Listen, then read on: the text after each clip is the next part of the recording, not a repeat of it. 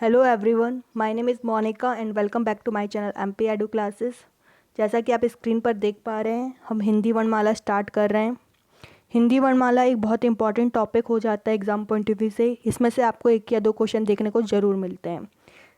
हम ये समझते हैं इस वीडियो में कि क्वेश्चन किस तरह से आएंगे और हमें उसका आंसर किस तरह से करना है और कौन कौन से क्वेश्चन बन सकते हैं। चलिए स्टार्ट करते हैं।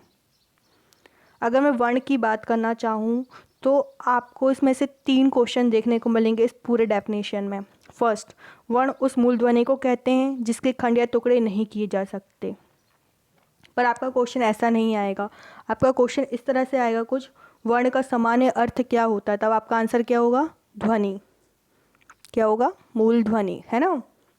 और सेकंड क्वेश्चन ये आ सकता है कि ध्वनि, वह ध्वनि जिसके खंड या टुकड़े नहीं किए जा सकते, वो क्या कहलाता है, तब आपका आंसर क्या होगा? वर्ण।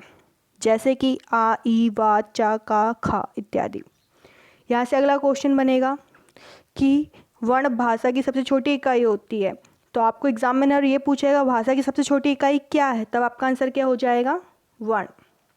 इसके और खंड नहीं किए जा सकते। इसे हम ऐसा भी कह सकते हैं कि भाषा के समस्त वर्णों के समूह को वर्णमाला कहते हैं। तो एक क्वेश्चन और तैयार होता है, भाषा के समस्त वर्णों के समूह को क्या कहते हैं? तो क्या कहते हैं हम? वर्णमाला कहते हैं। अगर हम शब्द की बात करना चाहें, शब्द क्या होते हैं, जैसे कि आप देखते हैं हम, यह, हमारा, ये क्या है? शब्द हैं। मतलब दो या दो से अधिक वर्णों से मिलकर बने हैं। इनका कोई ना कोई अर्थ है। अगर हम की बात करते हैं तो ये समझ में आ जाता है, दो या दो से अधिक लोगों के बारे में बात की जा रही। हमारा किसी चीज़ पे अधिकार बताना है जिस पे किसी एक का अधिकार न होकर दो या दो से अधिक लोगों का अधिकार होता है। यह की बात हो रही, मतलब कोई ना कोई चीज़ पास में रखी हुई है, उसके बारे में बात हो रही है। तो क्या है ये? इसे परिभाषा में कैसा आएगा? दो या दो से अधिक वर्णों से बने ऐसे समूह को शब्द कहते हैं जिसका कोई ना कोई अर्थ निकलता है। तो एग्जामिनर आपसे पूछेगा दो या दो से अधिक वर्णों के समूह से क्या बनता है या उसे क्या कहते हैं, तो आपका आंसर क्या होगा? शब्द होगा। वाक्य, दो या दो से अधिक पदों के सार्थक समूह को जिसका पूरा पूरा अर्थ निकलता है वो वाक्य कहलाता है। जैसे मैं घर की ओर गया, मैंने खाना खा लिया, ये क्या है? वाक्य है। भाषा, आपको भाषा को सरल शब्दों में समझना है तो आप ये समझिए, जो हमारे भाव होते हैं, हमारे विचार उनका होते हैं, उनका जो आदान प्रदान होता है वह माध्यम भाषा कहलाती है। तो आपका आंसर कैसा होगा? भाषा वह माध्यम है जिसके द्वारा हम अपने भावों या विचारों को दूसरे के समक्ष क्या करते हैं? प्रकट करते हैं या दूसरे के भावों या विचारों को समझते हैं। आई होप ये पॉइंट आपको क्लियर हो गया होगा। लिपि के बारे में अगर हम बात करें, लिपि को आप सिंपल सी चीज़ में समझना चाहें तो एक लेखन प्रणाली है या लिखने का ढंग है या लिखावट है, वो क्या है? लिपि है। इसमें हम जो ध्वनियाँ निकलती हैं, है ना, उनसे जो चिन्ह का प्रयोग किया जाता है वह लिपि है। जैसे कि हम हिंदी में लिपि लिखना चाहते हैं तो इस तरह से लिखें, छुट्टी की मात्रा है तो ली पी, ये भी तो लिपि लिखा है। चलो दूसरा एग्जांपल लेते हैं। हम हिंदी में ऐसे लिखते हैं, इंग्लिश में कैसा लिखते हैं? HUM। मतलब अलग अलग तरीके से हम को लिख सकते हैं, है ना। तो वो क्या कहलाता है? लिपि कहलाता है। भाषा क्या है? वो चीज़ है जो बोली जा सकती है। लेकिन लिपि क्या होती है? किसी भी भाषा को हम किस पे लिखते हैं? लिपि के माध्यम से लिखते हैं। लिखने को तो किसी भी लिपि में लिख सकते हैं, ये बोल रहा है। अब हम देखते हैं वर्ण के प्रकार। स्वर, व्यंजन। यहाँ पे आप लोग सोच रहे हो विसर्ग क्यों नहीं आया? विसर्ग आएगा, बट वो कहाँ आएगा, कैसे आएगा, हम वो बाद में पढ़ेंगे। चलिए अभी ये समझते हैं कि वर्ण के 3 प्रकार होते हैं। कौन कौन से? स्वर, व्यंजन, अयोग, वाह। सबसे पहले हम समझते हैं स्वर क्या होते हैं। ऐसे वर्ण जिनका उच्चारण करते समय हमें किसी अन्य वर्ण की सहायता नहीं लेनी पड़ती, अर्थात जिनका उच्चारण स्वतंत्र रूप से होता है, स्वर कहलाता है। ये समझ में नहीं आया? कोई बात नहीं, इतना इम्पोर्टेंट नहीं है। अब हम समझेंगे स्वर एक्चुअल में होता क्या है। आप लोग छोटी कक्षा से ही पढ़ते आ रहे हैं कि स्वर कौन कौन से होते हैं। आ, आ, ई, बड़ी ई, ऊ, बड़ा ऊ, ऋषि, ए, ओ, औ,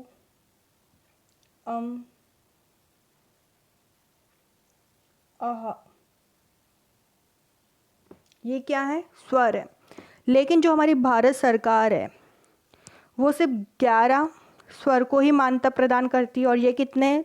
13 हैं। तो इनमें से कौन से 2 स्वर हैं जो नहीं आते? वो 2 स्वर हैं आपके और आहा। कभी कभी हमको 10 स्वर देखने को मिलते हैं, तो कौन सा एक और जाता है? ऋषि। क्यों? मैं इन दोनों के बारे में बाद में बात करूंगी, अभी ऋषि के बारे में बात करती हूँ। ये होता है अर्ध स्वर। क्या होता है? अर्ध स्वर, मतलब आधा स्वर। अब ये क्यों होता है, कैसा होता है, आपको उसमें पीएचडी करने की जरूरत नहीं है। सिर्फ आपको ये समझना होगा कि इसे हम पूरा स्वर ना करके क्या कहते हैं? अर्ध स्वर कहते हैं। मतलब इसको कभी कभी स्वर की मान्यता प्राप्त और कभी कभी नहीं, इसलिए इसको किस श्रेणी में डाल दिया गया है? अर्ध स्वर की। यहाँ पे कुछ पॉइंट्स हैं। हिंदी में स्वर की संख्या कितनी होती है? 11। अभी मैंने आपको बताया भारत सरकार द्वारा मान्यता प्राप्त है ना। दूसरा, नोट 1, हिंदी में जो लेखन के आधार पर, किसके आधार पर? लेखन के आधार पर स्वरों की संख्या कितनी मानी गई है? 13। लेकिन जब हम उच्चारण की बात करते हैं, किसकी बात करते हैं? उच्चारण की, तब कितनी हो जाती है?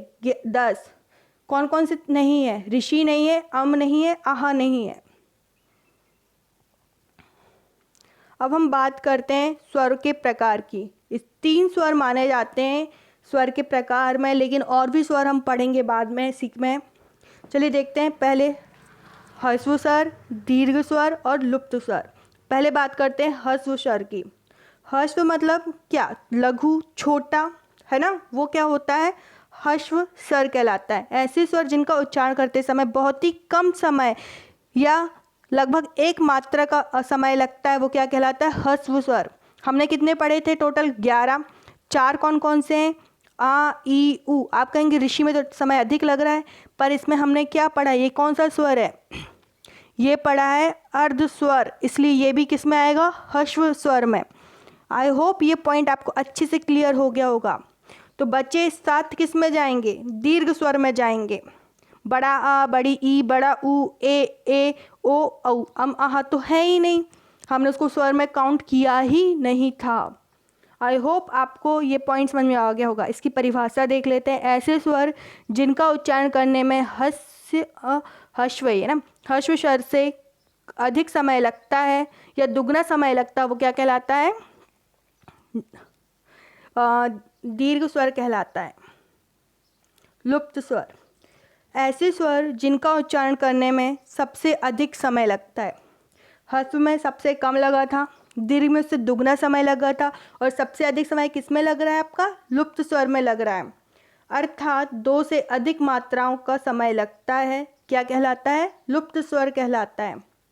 लुप्त स्वर में हमें क्या देखने को मिलता है? ये समझिए, ये इंपॉर्टेंट चीज़ है। उल्टा एस, इसको ध्यान में मत रखिएगा। आप हिंदी का 3 याद रखना, बच्चों ने पढ़ते थे ना, सॉरी, कुछ इस तरह से 1, 2, 3 इस तरह से। तो ये वाला आपको 3 याद रखना है।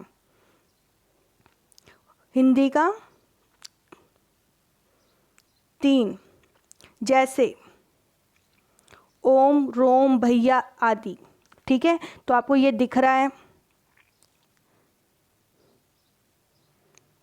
ये है ना।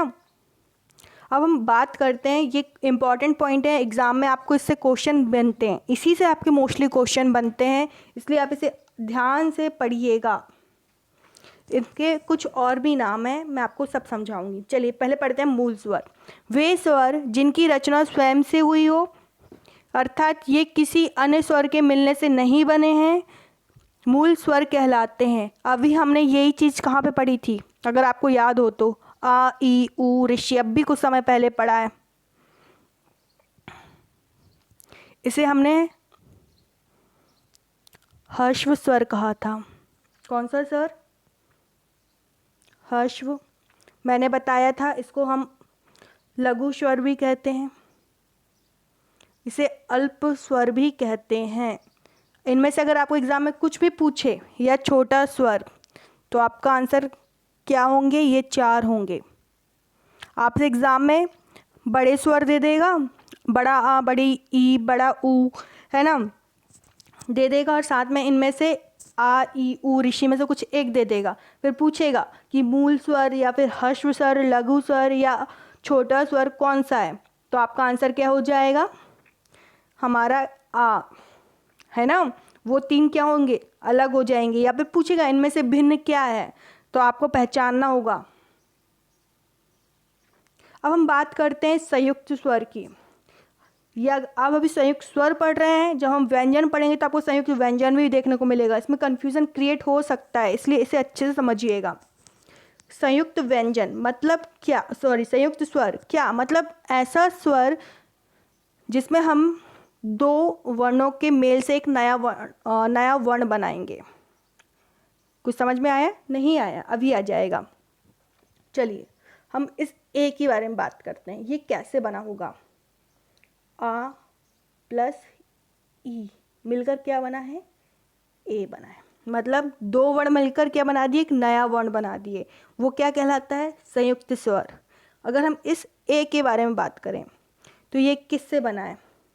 सबसे पहले ए की मात्रा मतलब आ आया होगा, और ए लिखा है मतलब ए आया होगा। ओ की बात करें, आ दिख रहा है तो आ तो आया होगा, प्लस क्या आया होगा? ऊ आया होगा, है ना। और लास्ट चीज, हमें औ दिख रहा है मतलब बड़ा आया होगा, और क्या आया होगा? ओ आया होगा। आई होप ये आपको समझ में आया होगा संयुक्त स्वर क्या होता है। अगर आपको इसको अगर रिवाइज करना है, अगर नोट्स नहीं बना रहे तो स्क्रीनशॉट लेते चलिएगा। अग्र स्वर, अग्र की बात कर रहे हैं तो हम इसमें जीभ का यूज़ करेंगे। जीभ को 3 हिस्सों में बांट लेते हैं। आगे का हिस्सा अग्र, बीच का हिस्सा मध्य और पीछे का हिस्सा पश्च। अग्र स्वर, है ना। वे स्वर जिनके उच्चारण में जीभ का आगे का हिस्सा उठता है वो क्या कहलाता है? अग्र स्वर। आप भी मेरे साथ बोलिए तो आपको समझ में आएगा कि अग्र कैसे हो रहा है। ई, ए मतलब आपके जीभ का जो स्टार्टिंग का पॉइंट है उसमें आपका थोड़ा मूवमेंट फील हो रहा होगा, तो वो कौन सा कहलाएगा? अग्र कहलाएगा। हमने ह्रस्व या फिर मूल में कौन कौन से पढ़े थे? 4 पढ़े थे। अग्र में भी कितने पढ़ रहे हैं? 4 पढ़ रहे हैं, पर दोनों डिफरेंट है ना। उसमें हमने पढ़ा था छोटा आ, छोटा ई, छोटा ऊ और ऋषि पढ़ा था। इसमें हम पढ़ रहे हैं ई तो आ रहा है लेकिन ई के साथ बड़ी ई आ रही, ए के साथ बड़ा ए भी आ रहा है। अब हम मध्य की बात करें या केंद्रीय की बात करें, जिन स्वरों के उच्चारण में जीभ के बीच का हिस्सा उठता है मध्य स्वर कहलाता है। तो ये आ क्या है आपका? ये आ जो है सिर्फ आ, एक ही होता है आ, तो आप देखेंगे बीच का हल्का सा हिस्से में मूवमेंट होता है, तो मतलब कौन सा है मध्य स्वर? सिर्फ आ है आपका। पश्च स्वर, जिसमें जीभ के पीछे का हिस्सा मूव करेगा, जैसे बड़ा आ, ऊ, है ना। इसमें क्या हो रहा है आप नोटिस करेंगे तो आपके जो जीभ के पीछे के हिस्से का तो उठता है, लेकिन साथ में आपके होंठ में भी फर्क पड़ता है। वो क्या होता है? पश्च स्वर, है ना। ओ औ, आपको हल्का सा वाइब्रेशन फील होगा। बिब्रत, जिन स्वरों के उच्चारण में के उच्चारण मुख्य द्वार सबसे अधिक खुलता है वो क्या कहलाता है? बिब्रत। इसमें आपके होंठ का मेन रोल होगा। आपके अगर होंठ का जो आपके मुंह का जो द्वार है अगर वो बड़ा खुलता है तो वो कौन सा है? बिब्रत है। आपका सबसे बड़ा किस में खुलता है? आ में खुलता है, बड़ा आ में। हमने छोटा आ किस में पढ़ा था? हमने मध्य स्वर में। विब्रत में क्या पढ़ रहे हैं? बड़ा आ। अर्ध विब्रत, जिन स्वरों के उच्चारण मुख्य द्वार विब्रत की तुलना में कम खुले, जैसे आ, ए, ओ, औ। इसमें बड़ा आ में थोड़ा बड़ा मुंह खुल रहा है, तो बाकी इन 4 में कौन सा खुल रहा है? थोड़ा छोटा खुल रहा है। कौन कौन से? आ, ए, ओ, औ। अब संवृत की बात करें, जिन स्वरों के उच्चारण मुख्य द्वार सबसे कम खुले। विब्रत क्या था आपका? जिसमें मुंह सबसे ज़्यादा खुलता है। संवृत जिसमें सबसे कम खुलता है। कंफ्यूज मत होना। क्योंकि विव्रत के बाद क्या आया था, अर्ध विव्रत आया, तो कन्फ्यूजन दूर हो जाना चाहिए। जैसे आपका ई ऊ आपका बहुत ही, आप खुद बोल के देखेंगे तो आपका मुंह बहुत ही कम खुलेगा, वो क्या होता है, संव्रत होता है। अर्ध संव्रत, जिन स्वरों के उच्चारण में मुख द्वार संव्रत की तुलना से अधिक खुलता है, क्या कहलाता है, अर्ध संव्रत कहलाता है। मुख द्वार संव्रत की तुलना में अधिक खुले तो कौन सा है, ए ओ। ठीक है, यहाँ पे एक नोट लिखा हुआ है, ओ को अर्ध विव्रत और अर्ध संव्रत दोनों में सम्मिलित किया गया है। बहुत ही इंपॉर्टेंट पॉइंट है ये, इसका आप स्क्रीनशॉट ले लें। कंठ, अगर हम गले से बोलते हैं तो हम कौन कौन से वर्ड्स यूज़ करते हैं, आ अहा। आप खुद बोल के देखिए तो आपके कंठ का यूज़ होगा। तालु, ई तो आपके तालु का यूज़ होता है। मूर्धा, ऋषि, मतलब आपकी जो जीभ है आपके जो ऊपर का उसमें टच करेगा। ऊ आपके होंठ का शेप बन जाएगा। नासिका, नाक से थोड़ी हवा सा आपको फील होगा, वाइब्रेशन सा फील होगा। कंठ प्लस तालु, ए कंठ, ओष्ठ, ओ औ। ये क्या है, आपको इसको 1 से 2 बार प्रैक्टिस करनी होगी। मैं ये नहीं कहूँगी कि आपको इस एक ही बार वीडियो में ये समझ में आ जाएंगी, चीज़ें याद हो जाएंगी। आपको ये वीडियो 2 बार एटलीस्ट देखना होगा। पहली बार आप समझ रहे हैं, अच्छी बात है। सेकेंड टाइम साथ में प्रैक्टिस करते चलिए, और थर्ड टाइम जब आप इसको सॉल्व करते हैं या पढ़ते हैं तो आपको चीज़ें रिकॉल होना अच्छे से स्टार्ट हो जाएंगी, क्योंकि प्रैक्टिस के थ्रू ही ये चीज़ें याद होती हैं। अगर आपको ये वीडियो अच्छा लगता है प्लीज़ सब्सक्राइब कीजिए, साथ में नोटिफिकेशन पाने के लिए बेल आइकन प्रेस करें। अगर पसंद आता है तो लाइक ज़रूर करें और शेयर भी करें। Thank you so much.